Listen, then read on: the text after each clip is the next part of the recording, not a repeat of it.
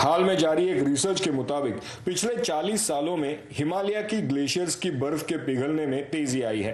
Colombia university के लामोंट Doherty अर्थ observatory की जानिब से की गई इस रिसर्च में चीन, भारत, नेपाल और भूटान में तकरीबन 2000 किलोमीटर पर फैले 650 ग्लेशियर्स को स्टडी किया गया।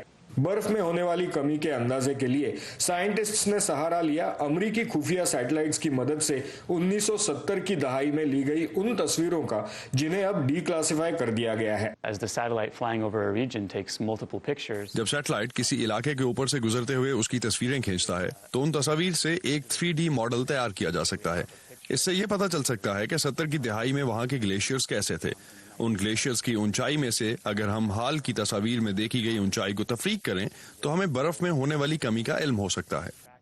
रिसर्च के मुताबिक सन 2000 से 2016 तक के अरसे में बर्फ का पिघलाव 1970 से 2000 के अरसे के मुकाबले दोगुना हो गया है।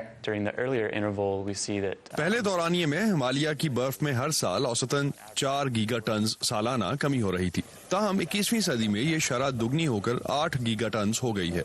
8 gigatons of ice lost per year.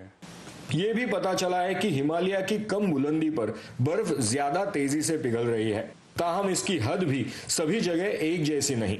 बारिश में कमी और इलाके के मुल्कों में फॉसिल फ्यूल्स के बेलगाम इस्तेमाल से पैदा होने वाली आलूदगी को बर्फ के पिघलने में इजाफे की वजह समझा जाता है।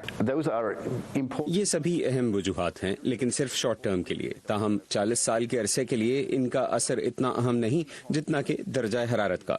लामोंट डोहर्टी अर्थ ऑब्जर्वेटरी के साइंटिस्ट्स कहते हैं कि हिमालय की बर्फ के पिघलने से आने वाले वक्त में एशिया के तकरीबन 80 करोड़ लोगों को पानी की कमी का सामना करना पड़ सकता है। मानसून के अलावा ये ग्लेशियर्स इस इलाके के लिए पानी फराहम करने का वाहिद जरिया हैं। तो अगर ये कम होते हैं या पूरी तरह गायब हो जाते हैं तो इससे इलाके में पानी की दस्तयाबी, कुदरती माहौल, ज़राअत और आगे चलकर ब्रह्मपुत्र और गंगा जैसे दरियाओं पर भी असर पड़ेगा जो हिमालय से शुरू होते हैं। रिसर्चर्स के मुताबिक एशियाई मुल्कों को हिमालय के दरियाओं के पानी का अभी से बेहतर इंतजाम करना होगा और आलमी तौर पर ग्लोबल वार्मिंग को कम करने की कोशिशें तेज करनी होंगी। Anshuman Apte, voice of America, New York.